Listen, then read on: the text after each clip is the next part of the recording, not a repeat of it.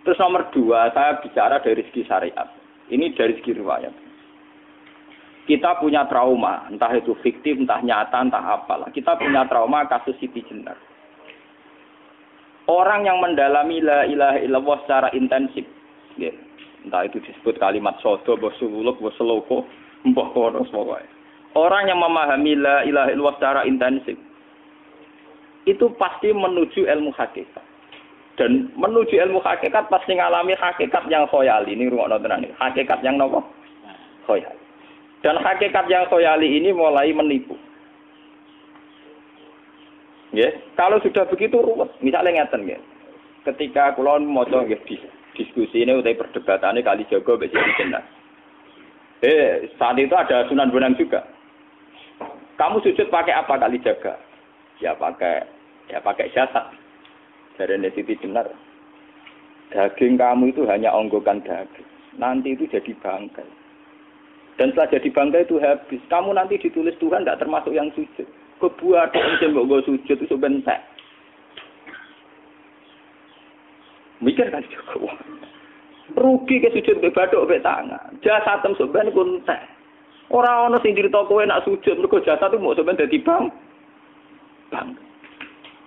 Lah nek ngono sujud ning hakikat ora usah bathuk, ora usah tangan, ora usah sikil, yo rohom iku lho kon sujud mbek pangeran. Nak sujud mbek fisik ku rugi wong fisik sampeyan. Mikir kali itu. Mungkin bolak-balik kali Joko mantan wali preman terus jadi debat pusing. Siti Jenar tahu belajar tak tahu meneng Irak. Yang jelas yang mulang gak sadar mau ora menangi. Wah, ini menjadi perdebatan.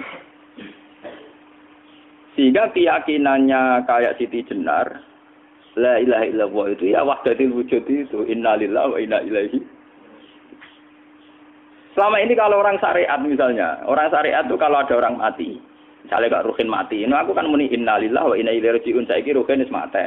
Mati itu balik ning pengen. Itu cara wong hakikat kan salah besar. Orang mati itu tidak ada, cara ilmu hakikat dan orang mati itu tidak ada. Roh ini tersiksa di alam fisik.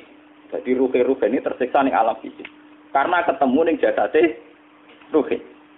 Tersiksa dulu. Aku ora ape mangane kudu kerja piring Jepang tersiksa roh. Asal roti memang tersiksa. Misalnya kiai ape mangane dadak kudu pidato 2 jam bareng tersiksa. Roh kenapa? Tersiksa. Mergo roh ora buta mangan, ora buta ngombe, tapi gara-gara melok fisik. Paham ya? Lho ini tenang dia warai ta bener. Lah kula boten.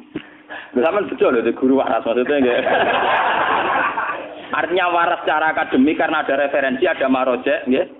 Waras secara hakikat. Kula niku umpama merasake sampeyan wis ning ilmu hakikat. Artinya saya juga ngalami ilmu hakikat. Lan ketika sing aran hikam wong ora tau muka safar ora jadi ulama. Entah sekian detik ulama itu harus pernah muka safar. Biar merasakan ilmu nopo ada. Tapi ilmu hakikat itu bisa dilogikakan sebelum sampai secara musyahadah. Paling enggak bisa sampai secara logika. Manusia itu mulai Nabi Adam sampai sekarang itu kan punya roh. Dan roh itu tidak makhluk. Ya, roh itu tidak makhluk. Ketika roh itu diletakkan di jasad, dia itu tersiksa. Karena ketika dia ke jasad fisik, namanya mengalami keterpisahan dengan yang abadi. Dia ini ning jasad fisik, tersiksa. Karena dia harus di alam yang kasat mata, alam mulki. Tersiksa. Ketika dia tersiksa, melok ruhin, akhirnya dia mangan kangelan, akhirnya lesu mangan. Padahal roh gak butuh mangan, perlu dicatat roh gak butuh. Ya ora butuh gunung kidul barang, kan ora butuh rabi. Paham kan? Ya ora butuh putus cinta, ora butuh pegatan, ora butuh macam-macam. Paham? Tapi karena dia nemplek jasad sing butuh mangan, butuh rabi, butuh wedoan macam-macam. Akhirnya roh tersiksa. Suatu saat kalau roh ini dalam bahasa manusia mati, ini dalam bahasa manusia mati. Ini hakikatnya roh itu tidak mati, dia kembali ke habitatnya. Ini disebut innalillah. Kita ini dari awal ya dengan Allah. Wa inna ilaihi juga kemudian nanti kita pasti kembali ke Allah. Dan itu diyakini betul oleh orang wahdatul wujud. Jadi kalau roh mati itu ya tidak ada mati. Roh sekarang itu kembali karena sudah lama mengalami keterpisahan mergo melok fisik-fisik dan ono kerja dasinan, ono nggo proposal lan ruwet roh ku melok. Paham itu? Kita di roh ku napa melok ruwet. Lah roh ya tersiksa, aku ora butuh mangan, ora butuh proposal bocah ngalor. Itu tersiksa. Makanya dalam cerita-cerita Jalaluddin Rumi yang otentik di kitab-kitab begitu. Ketika beliau mau meninggal, muridnya itu nangis. Dari Jalaluddin Rumi, kamu jangan nangisi saya ini mau pesta, saya ini mau pesta perkawinan. Kamu tidak merasakan penyesalan saya. Saya ini lama menyesal karena harus hidup bersama kamu. Terus saya ini tersiksa karena ngalami alam yang rusak, yang fana. Alam yang fana. Harusnya roh saya itu di alam abadi, bukan di sini. Maka jangan tangisi kematian saya. Kematian saya adalah kembalinya roh ke habitatnya. Semenjak itu kematian dianggap malam perkawinan. Karena roh kembali. Walhasil ngene iku cara ilmu tasawuf bahasa Arab jenenge wahdatul wujud, kena Jawa Yogya Solo keadaan iku jenenge manunggaling kawula. Mergo sing rawan ngono rugen lho, Pak. Nek tak terangno detail. Dadi bathuk mesti iki buku sujud kan. Niku sampeyan ilang. Dadi seksine ora ono cara teorine sinten Siti? Rugi kowe. Jadi ya kentur. Lah kali coba mantan preman jak debat terus ora ngono mbok terus tak pateni kowe. Lah debat iki biar ra iso. Premane kumat. Ya ta preman jak debat ilmi. Ngono ku model. Kali Joko yo ora salah. Dise Sayyidina Umar nggih ngoten. Umar sahabat top. Lah isih debat atau milih patenane ya Rasulullah. Gak iso dene ilmiah. Mantar preman pasar ukat terus jadi sahabat top. Debat yang milih mate. Ada wonten cerita wong Yahudi njaluk keputusan Nabi. Bareng wis diputusno Nabi cek mamang. Ndak tenang keputusane ngono dalam sengketa duniawi. Bariku takok ya Ali. Ya Ali, aku mau sowan ning Nabi Muhammad. Dikai keputusan Nabi mamang cara kowe pilih. Sampai Ali dikai keputusan persis Kanjeng Nabi. Cek mamang neh takok Umar. Takok Umar aku mau sing Muhammad, ning Ali dikai keputusan kok mamang, Mar. Cara kowe piye? Urusan dunya. Enteni iki. Entah dia melepuh buat apa? Uang diputus Nabi ora marah. Buat mati. Awe. Mereka mantan apa? Cara mantan intelektual kan ya wajar wong Yahudi kok percaya Nabi. Kan bareng cara Ali wis gak percaya wis kandhani. Ora mesti cara Ali kan. Lah ora apa patene. Ya wajar wong Yahudi kok percaya Nabi, nak percaya ora situ Yahudi Muslim. Lah Ali situ Gus Dur. Lah Gus Dur beda piye tenang. Ali nyen ngoten watake ngoten. Nasibe padha. Ali itu ilmuwan yang jadi presiden gak sukses. Sing niru Gus Dur. Mergo ning dinggo nek wong pinter mimpin ra sukses. Wong pinter gampang maklumi. Lah misalnya kita jadi kiai wong pinter. Pak Yai santri ini pacaran. Maksud jangan anak cerita besok. Wah, ruwet. Terus malah dalil zinalina subuh syahwat minan. Piye pondok tanpa pelaturan. Paham ya? Ruwet tau? Mulane aja geman, iki kiai pinter teman-teman aja geman. Sing biasa wae ana syariate sithik-sithik. Sing kamane ana santri pacaran tersinggung, ana santri nakal tersinggung. Sing ana rasane lha donya ana napa? Nek meguru kula nu urusan ilmu semi hakikat. Mulane mon gitu.